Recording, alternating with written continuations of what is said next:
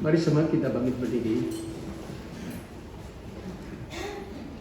Pertolongan di dalam ibadah pada hari ini dalam rangka perjamuan kudus akan kita awali di dalam satu kesadaran bahwa Allah Tritunggal sangat mengasihi dan memperhatikan di dalam perjalanan kehidupan kita yang tidak makin mudah. Ada pertolongan, ada anugerah, ada belas kasihan. Sehingga yang sakit boleh disembuhkan, yang mengalami pergumulan boleh mendapatkan jalan keluar, yang mengalami keletih lesuan boleh mendapatkan kesegaran kembali.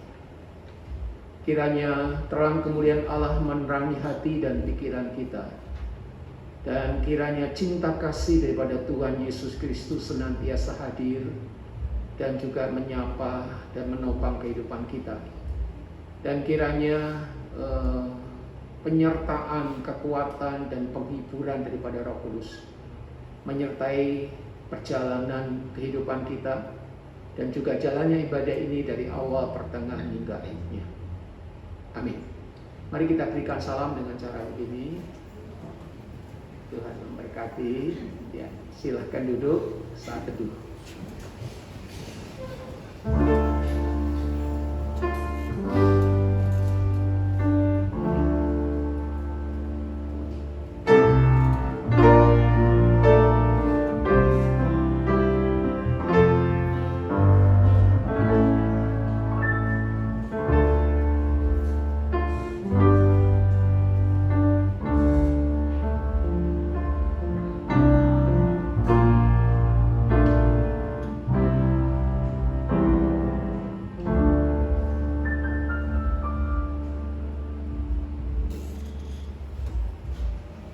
Selamat pagi Bapak Ibu yang dikasihi oleh Tuhan Kristus. Kita patut bersyukur kepada Tuhan kalau pada hari ini kita boleh dijamu oleh Tuhan di dalam perjamuan kudus di meja Tuhan untuk bisa makan dan minum semeja dengan Tuhan. Mari kita membaca Mazmur nomor 99 ayat yang ke-9. Bersama-sama 2, 3. Tinggikanlah Tuhan Allah kita dan sujudlah menyembah di hadapan gunung-Nya yang kudus, sebab kuduslah Tuhan Allah kita. Mari kita bangkit berdiri, kita akan memulai ibadah kita dengan pujian yang pertama. Mari Bapak Ibu Saudara, kita masuk ke ruang Maha Kudus. Kita naikkan pujian ini bersama-sama. Ku masuk ruang Maha Kudus.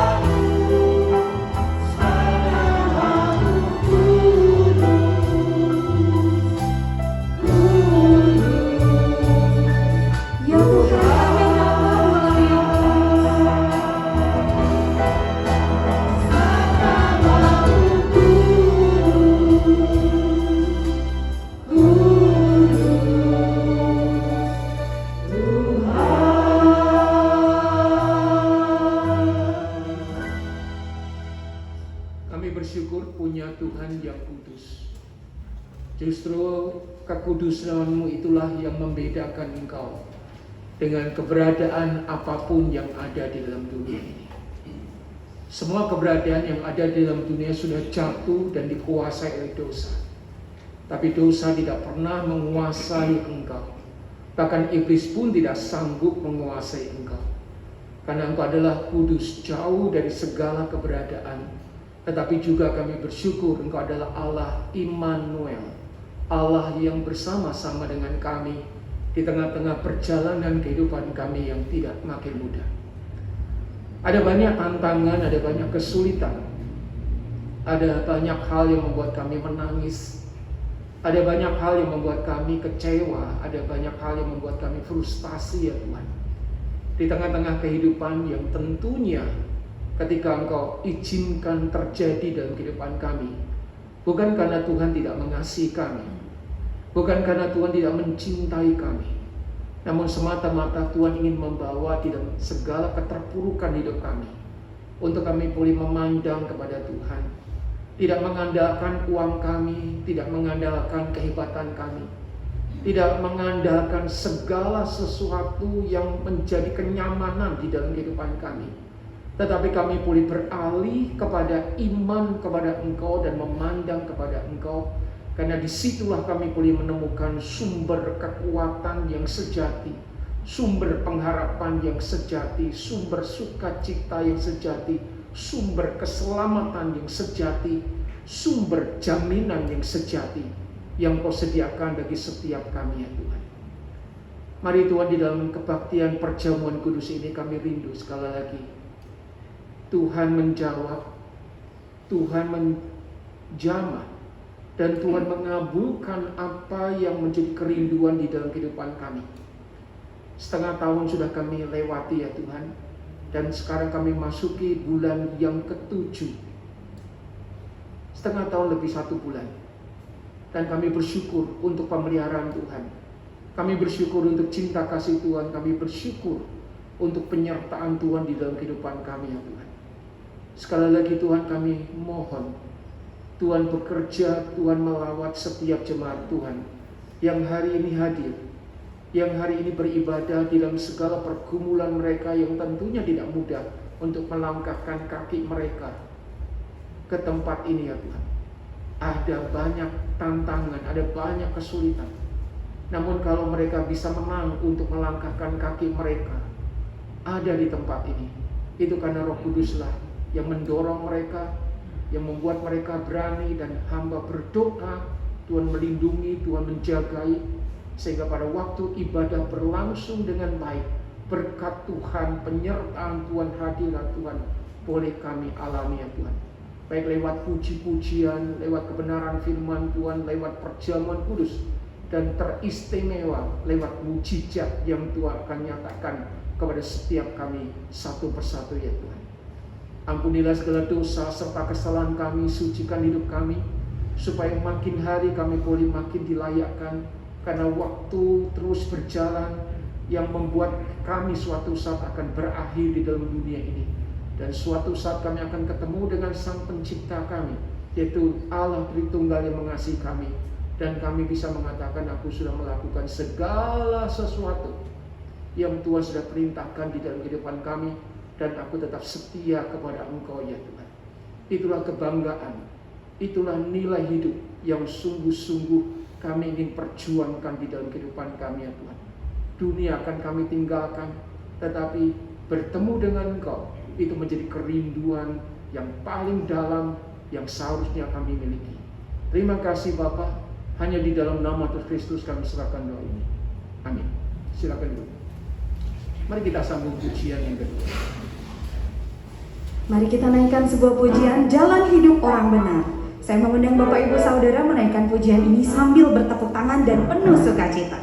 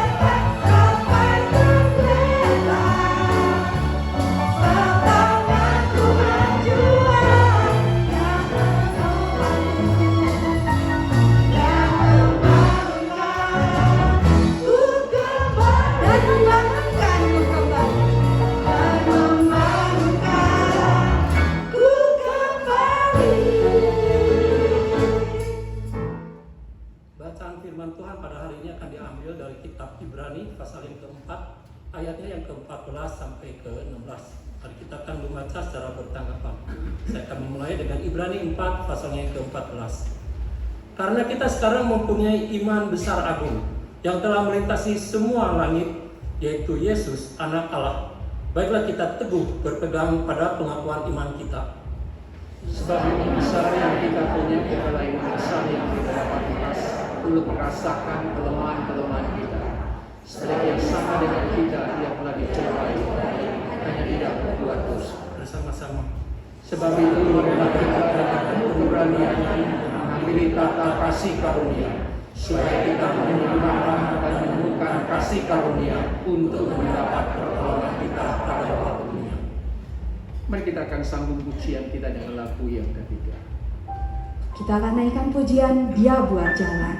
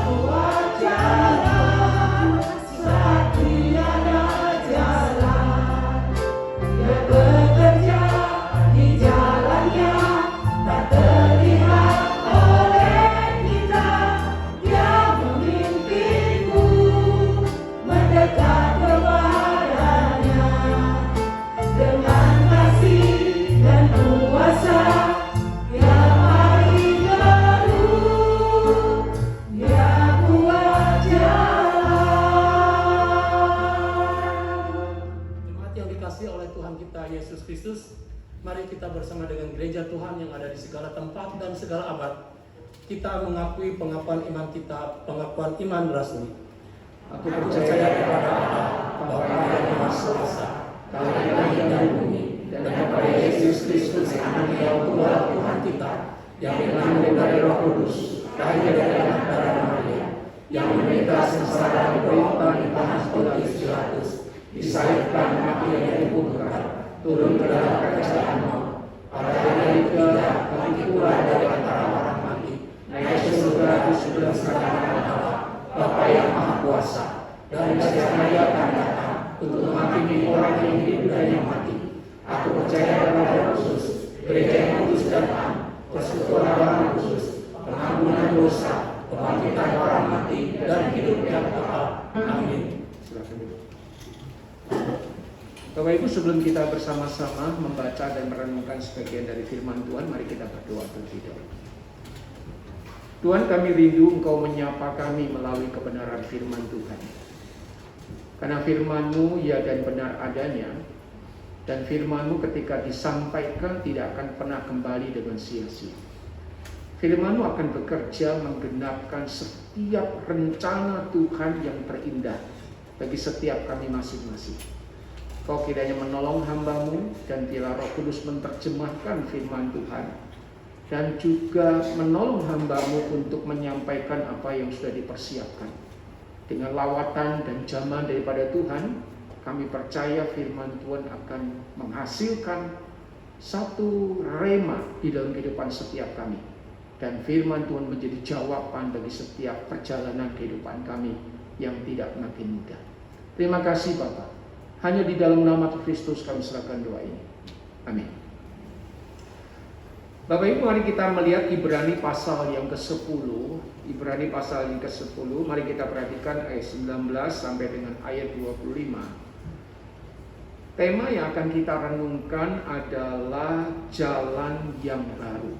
Ya, jalan yang baru. Mari kita perhatikan Ibrani pasal 10 ayat 19 sampai dengan ayat 25 yang berbunyi demikian firman Tuhan. Jadi saudara-saudara, oleh darah Yesus kita sekarang penuh keberanian dapat masuk ke dalam tempat kudus. Karena Ia telah membuka jalan yang baru yang hidup bagi kita melalui tabir, yaitu dirinya sendiri.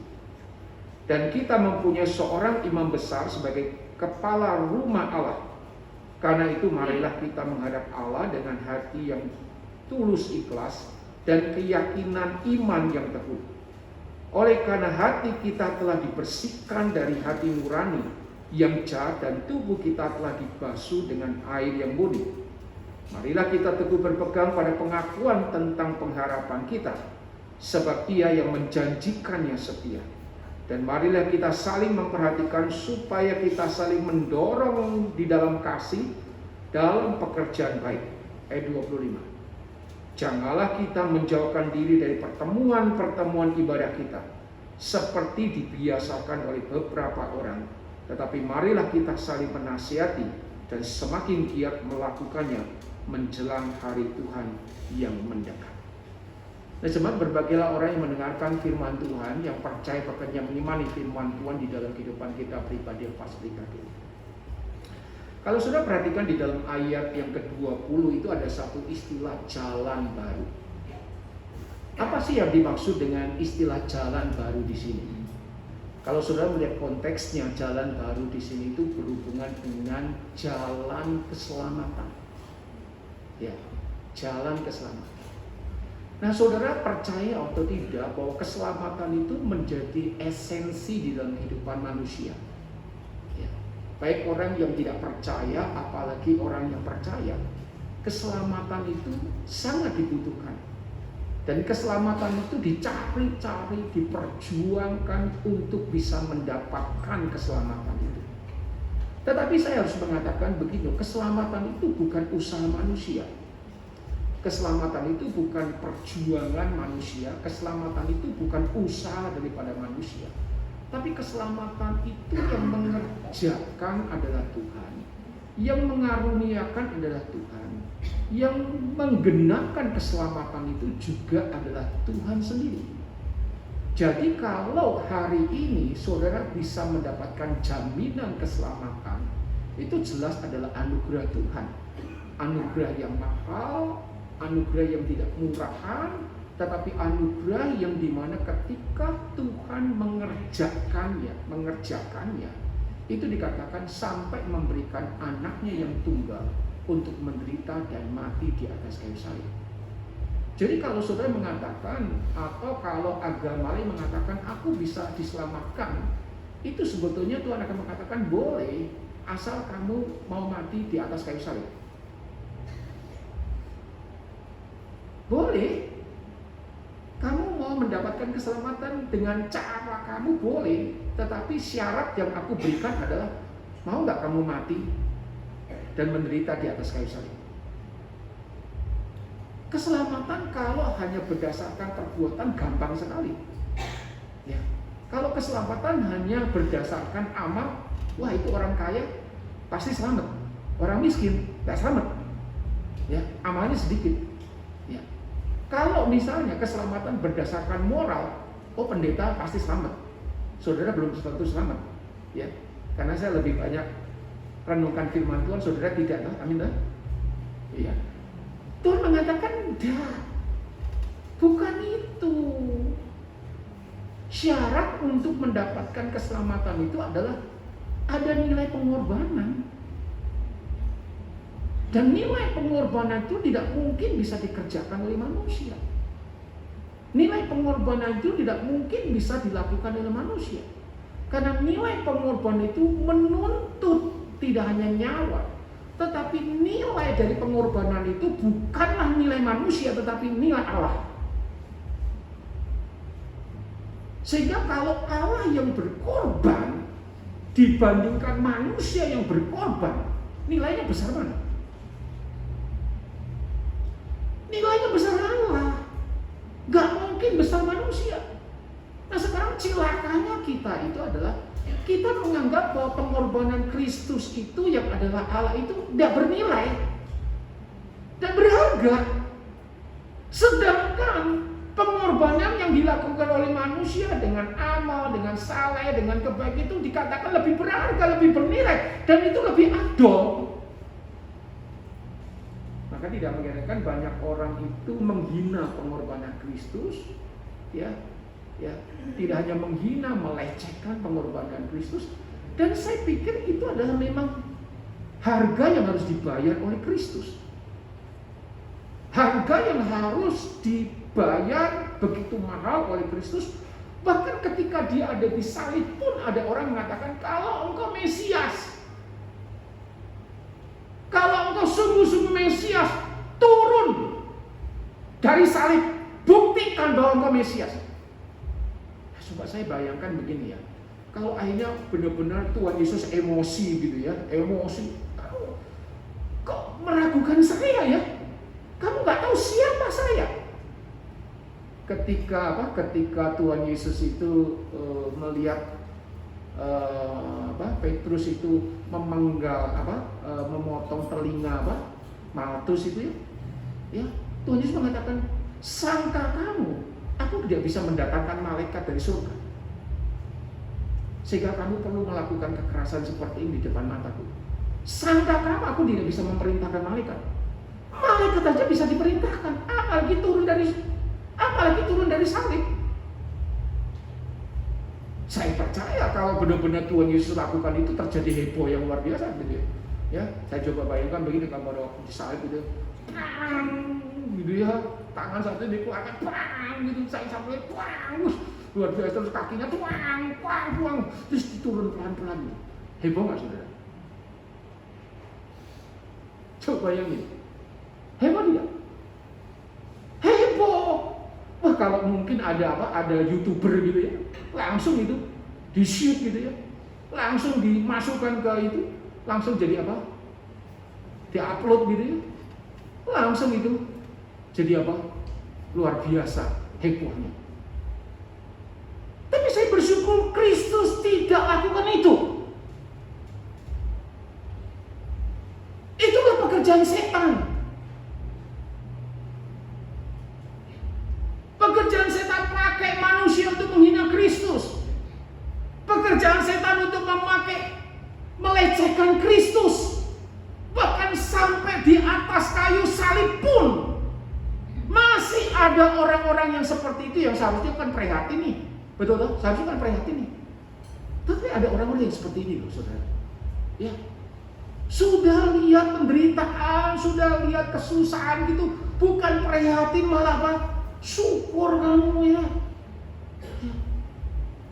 Sudah ada orang-orang yang seperti ini.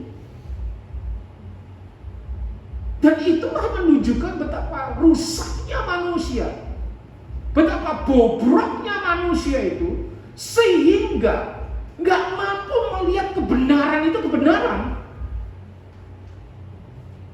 Justru kesalahan keselamatan itu dianggap kebenaran. Justru manusia yang berdosa itu tidak mampu melihat bahwa tapak Allah itu mengasihi manusia, memberikan anaknya yang tunggal, yang satu-satunya untuk menderita di atas kayu salib.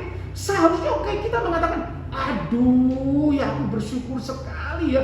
Kenapa? Karena anugerah keselamatan itu diberikan Allah kepada aku. Aku nggak perlu berjuang, aku nggak perlu susah-susah. Tuhan memberikan jalan yang baru, yaitu Tuhan Yesus Kristus sebagai korban keselamatan.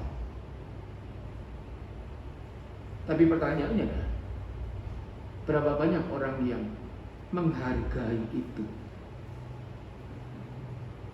Bahkan orang Kristen pun nggak menghargai kok. Buktinya apa pendeta? Buktinya sederhana lah. Saya kadang-kadang gitu. Saya itu kadang-kadang kalau ditanya jemaat itu begini, Pak Hiping, boleh merokok enggak? Aku bilang jawaban kamu apa? Jawabannya enggak boleh. Ya sudah tahu. Tapi kenapa kamu merokok begitu ya? Tapi Pak Hiping di dalam Alkitab enggak ada tulisan dilarang merokok. Oh ya memang enggak ada, adanya di gedung-gedung gitu ya, dilarang merokok, itu boleh. Nah kamu tanya ya, dilarang merokok, kamu merokok enggak? Dilarang merokok, kamu merokok enggak? Enggak. Kenapa kok dilarang? Karena itu racun. Ya. Bahkan kalau saudara itu melihat gambar itu, biarpun gambarnya maco gitu ya, tapi leher bolong gitu. Betul ya? Leher bolong. Ini kan ironi, betul? Ironi hidup loh. Saudara lihat ironi hidup. Ya. Dipandangkan begitu besar orang yang maco, orang yang hebat, kemudian apa? Orang yang bolong itu kecil. Itu artinya apa? Menyembunyikan kebenaran.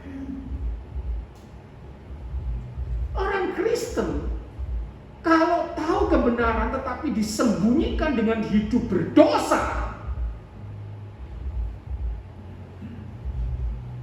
dengan hidup tidak benar,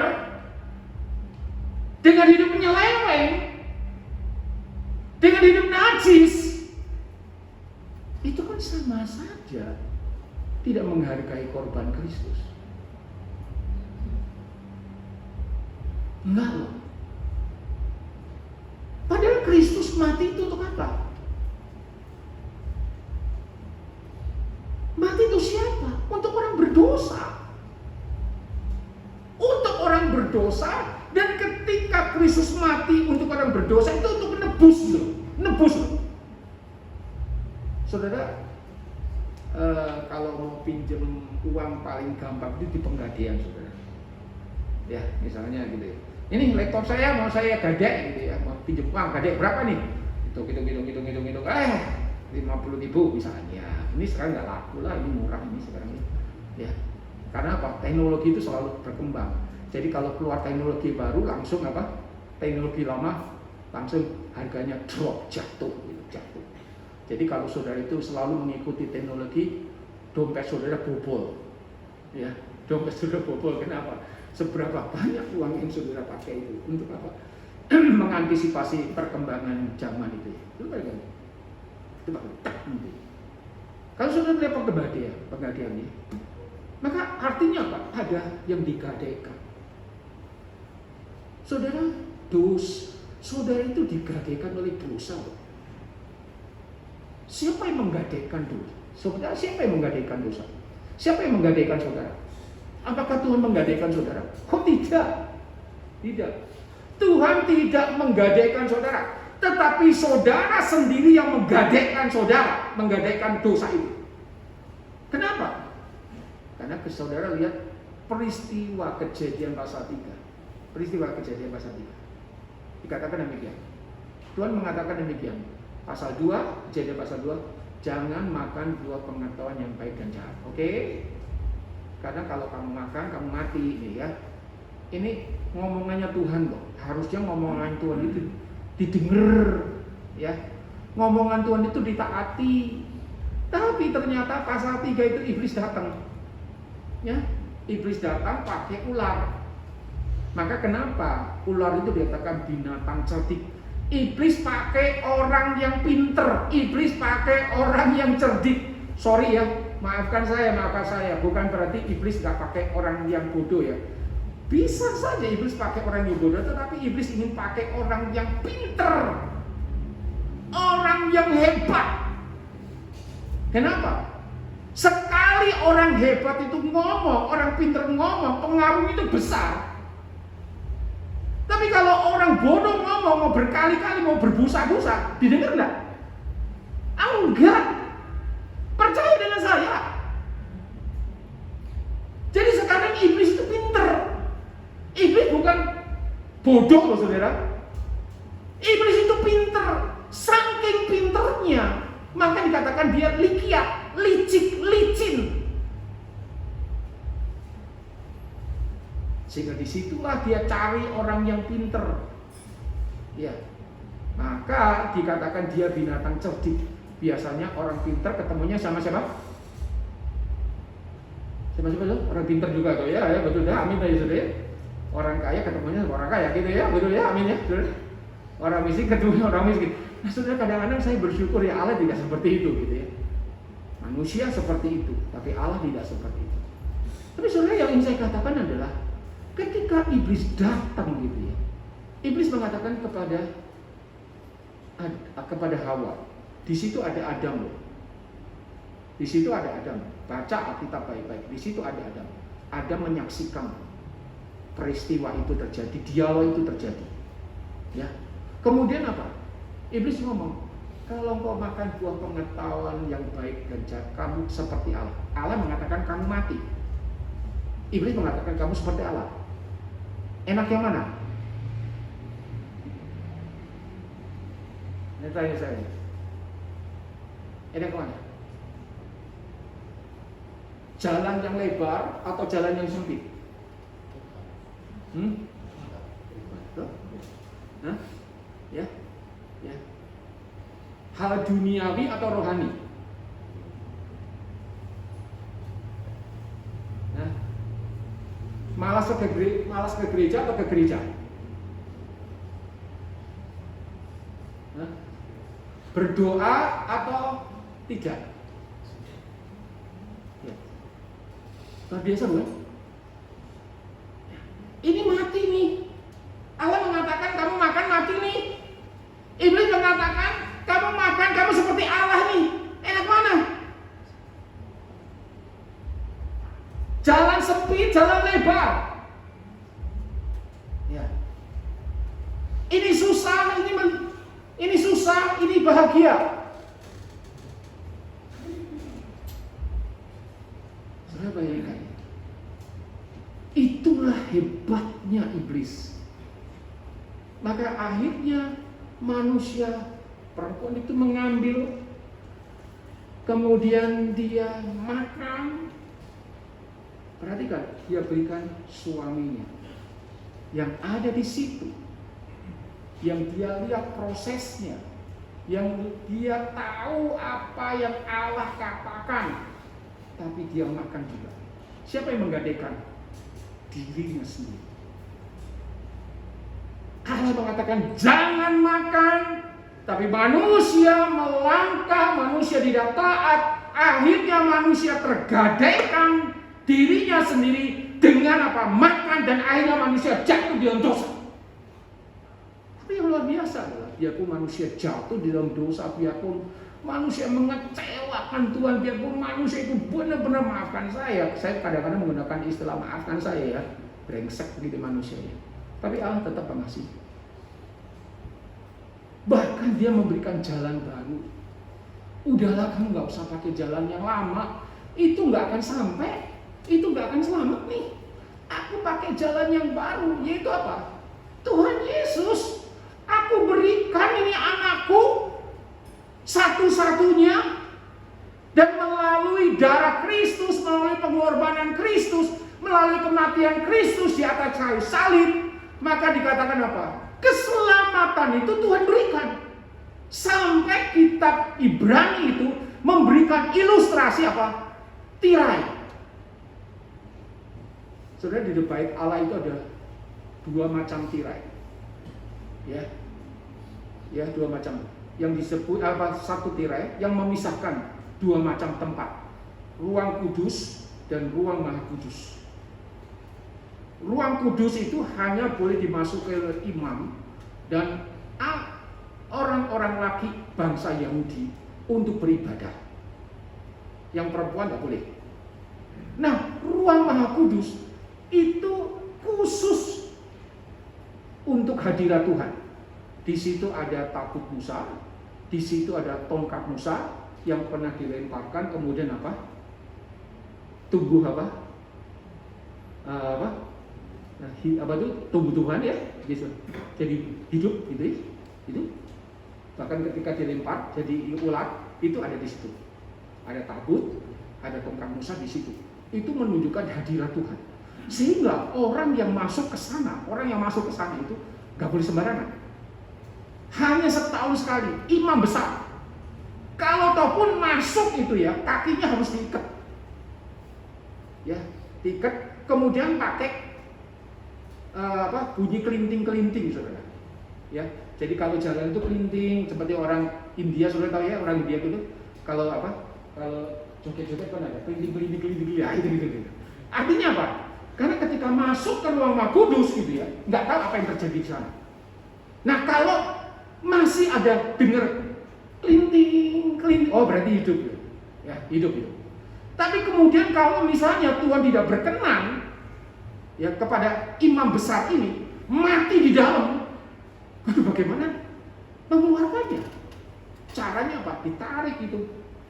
Jadi kalau 5 menit tidak ada keluar kelinting-kelinting, 10 menit tidak ada keluar kelinting, ya mereka mengatakan mati ini, mati. Nah, suruh bayangkan ya, upah dosa itu mati. Hari ini kalau saudara tidak mati, itu anugerah Tuhan.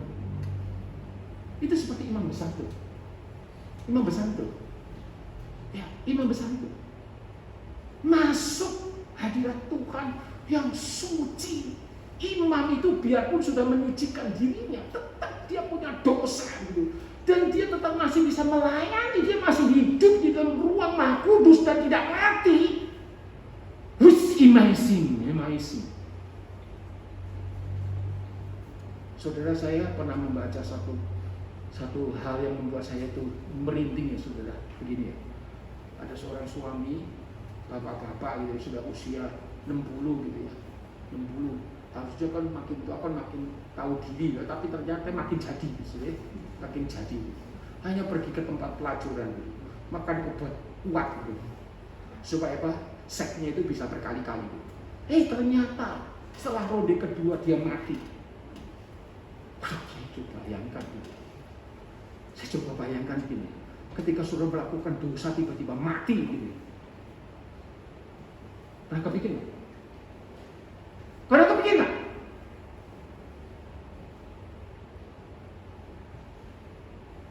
Ketika saudara nyeleweng, kemudian Tuhan langsung cut.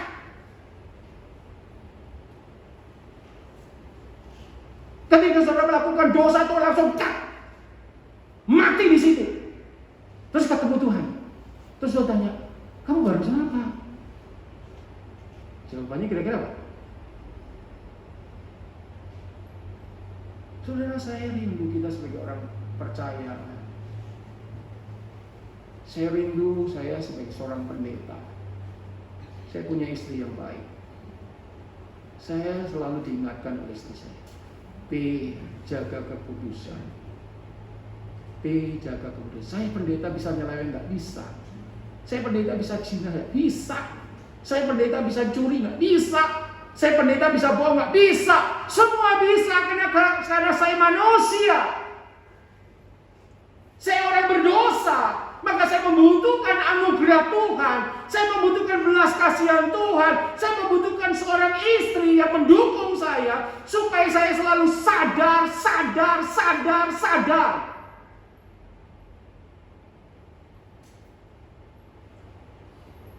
Dan hari ini saya ingin mengatakan,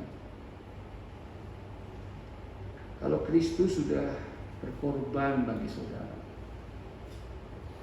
kalau Allah sudah memberikan Kristus, sadar hidupmu bernilai. Biarpun hidup kita sudah dihancurkan oleh dosa, biarpun hidup kita sudah dirusak oleh dosa, biarpun hidup kita sudah diacak-acak oleh dosa, tetapi Tuhan ambil itu serpian-serpian itu. Tuhan ambil sesuatu yang jelek itu, Tuhan ambil sesuatu yang rusak itu, dan di tangan Tuhan engkau diperbarui.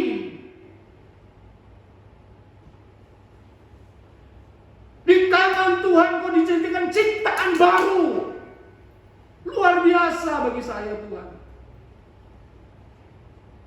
Saudara, kalau Tuhan sudah melakukan itu dan engkau tidak makin mencintai Tuhan, saya nggak ngerti.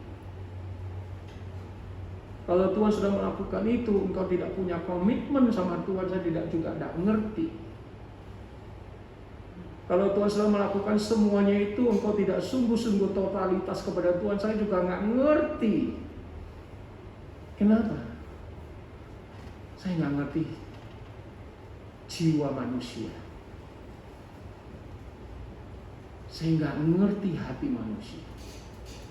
Tapi Tuhan tahu. Sudah dalam perjamuan kudus hari ini, saya tahu sekarang Omikron COVID belum selesai, tapi saudara bisa hadir di tempat ini bagi saya itu adalah amazing. Kemarin saya harus memberikan pengumuman untuk tetap menjaga protokol kesehatan. Dan saya tahu banyak orang Kristen takut datang ke gereja sampai sekarang. Tapi kalau sampai perjamuan kudus pun saudara tidak datang, saya nggak tahu ya. Harus ngomong apa lagi ya.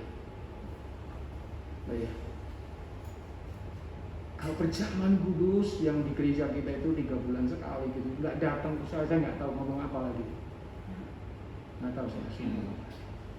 Apakah ketakutan kita itu lebih besar sampai mengalahkan cinta kita kepada Tuhan?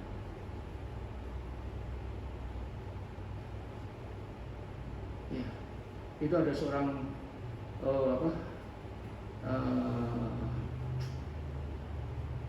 istri ngomong gini, aduh, itu sekarang ya, suami saya itu sekarang sama Omi, ya Omi, kena Omi lagi. Saya tanya, Omi itu apa maksudnya? Omikron?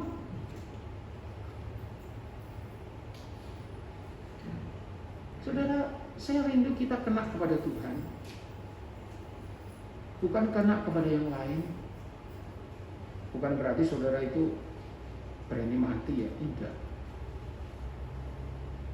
Yang ingin saya katakan cuma satu, jangan sampai ya, kita itu lupa cinta kasih Tuhan di dalam kehidupan kita. Mari kita berdoa.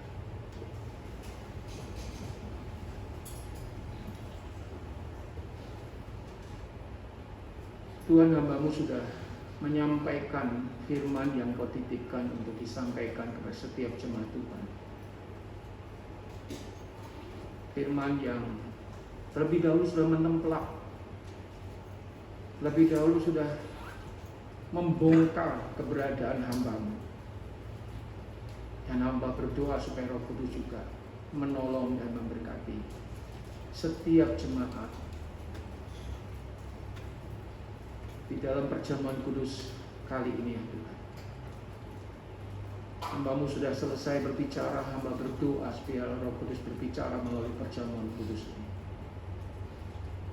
Ampunilah segala dosa serta kesalahan kami. Ampuni kami Tuhan. Bawa kami lebih tinggi lagi. Bawa kami lebih maju lagi di dalam step kami dari sebelumnya ya Tuhan. Terima kasih Bapak. Dalam nama Kristus kami serahkan doa. Amin.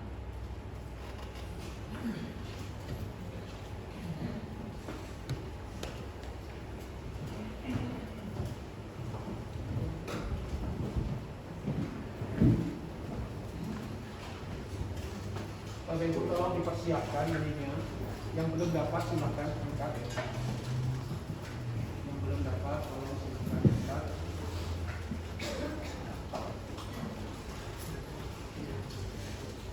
Tolong dibuka dulu segelnya. Ya, buka dulu segelnya. Keluarkan dulu. Nggak usah dibuka dulu ya. Tolong dikeluarkan dulu satu persatu dulu. Ya, baik roti maupun anggur.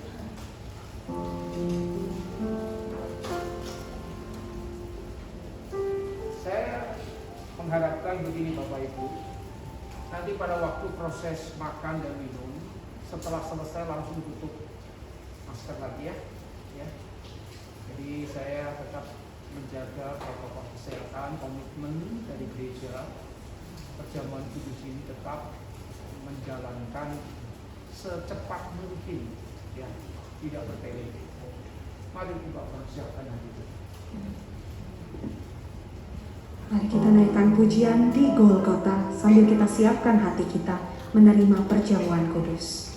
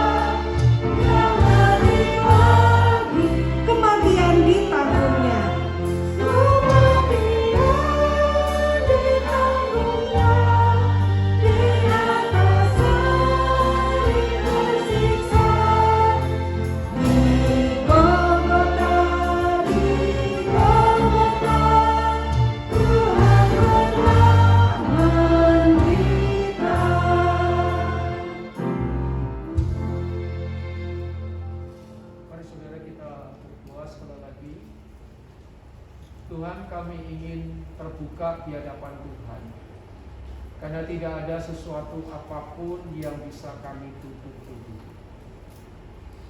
Kami sadar Tuhan sudah menderita dan mati di atas Golgota, menebus kami. Nilai kami sangat berharga, nilai kami sangat tingginya, luar biasa, sampai Anak-Mu sendiri sebagai penebus bagi kami ya Tuhan. Biarlah ini sungguh membawa kami punya komitmen ketika kami makan dan minum semeja dengan Tuhan. Kami boleh mengatakan, Tuhan, aku ingin hidup lebih baik lagi. Aku ingin hidup lebih benar lagi. Aku ingin hidup lebih saleh lagi. Aku ingin hidup lebih berkenan lagi. Aku ingin hidup memuliakan nama Tuhan. Dan itulah perjuangan di dalam kehidupan kami. Berkati perjamuan kudus ketika kami makan dan minum semeja dengan Tuhan. Amin. Silakan musik mengalunkan lagu ini. Mari kita ambil roti, sobek saja. Sangat mudah sekali disobek.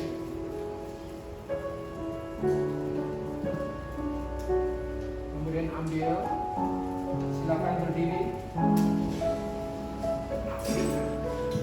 Tubuh Tuhan sudah dihancurkan bagi saudara dan saya, dan tubuh yang tidak berdosa itu dijadikan berdosa.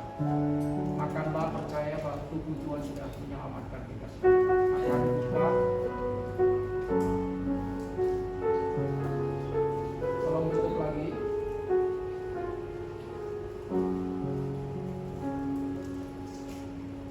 Silakan tutup.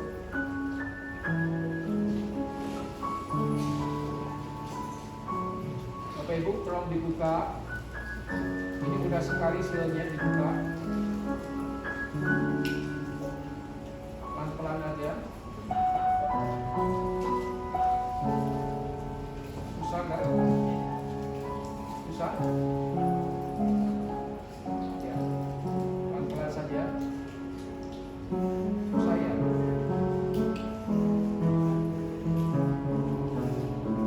Susah ya?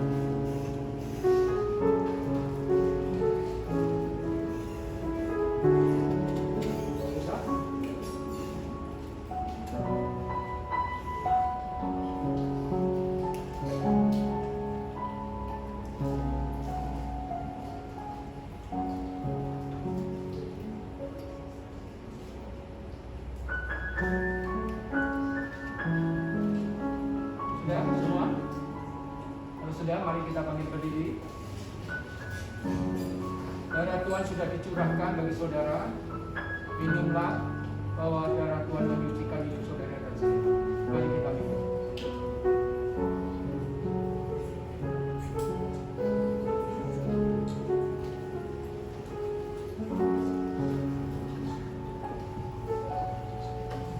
Tuhan, terima kasih untuk tubuh dan darah Tuhan yang sudah dicurahkan bagi kami semua. Dan biarlah ini menjadi langkah awal kami untuk hidup makin berkenan kepada Tuhan, dan Tuhan pakai hidup kami. Segala kemuliaan dan segala puji hormat kami kembalikan kepada Tuhan saja. Dalam nama Kristus kami serahkan doa. Amin. Silakan.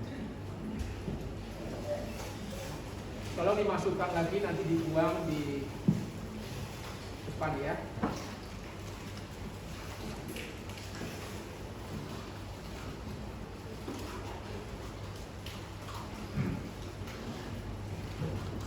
Bapak Ibu, sebelum persembahan ada dua pengumuman yang ingin saya sampaikan. Pengumuman yang pertama, persembahan bisa dilakukan dengan cara mengisi amplop kemudian dimasukkan di kotak di belakang, dan juga bisa scan barcode yang ada di belakang kursi. Dan Bapak Ibu bisa melakukan itu dengan penuh sukacita dan penuh damai sejahtera. Yang kedua, nanti bulan Agustus, kalau Tuhan memberkati, kita akan mengadakan kebaktian bersama-sama dengan remaja di kebaktian 10, di jam 10. Tetapi nanti setelah puji-pujian, remaja akan keluar untuk care group bersama-sama dengan hamba Tuhan. Ya, jadi supaya kenapa demikian? Supaya remaja tetap akan berjalan.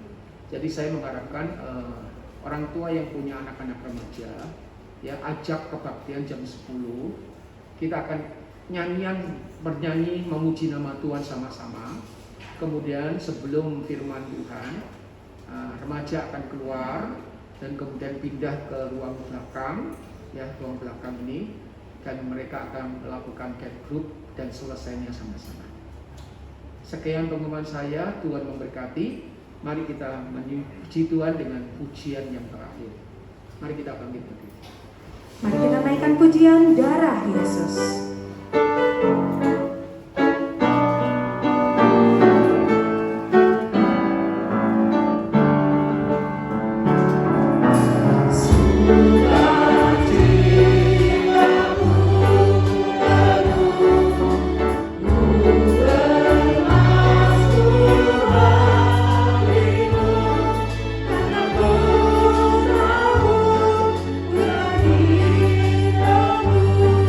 Oh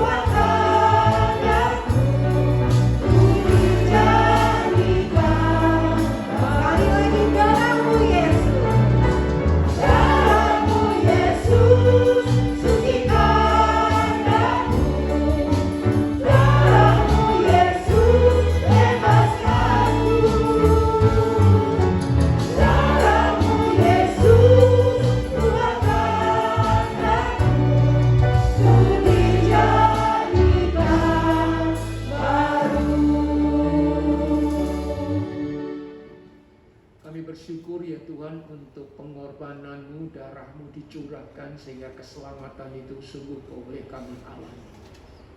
Tidak hanya ucapan syukur kami, tetapi kami punya komitmen Tuhan menyerahkan seluruh hidup kami sebagai persembahan yang kudus, yang hidup dan yang berkenan kepada Tuhan. Itulah ibadah yang sebenarnya dan sejatinya. Berkati tangan-tangan yang sudah memberi dengan sukarela dan sukacita. Tuhan kiranya memberkati supaya limpah ruah rezeki tetap Tuhan berkati, pekerjaan tetap Tuhan memberkatinya.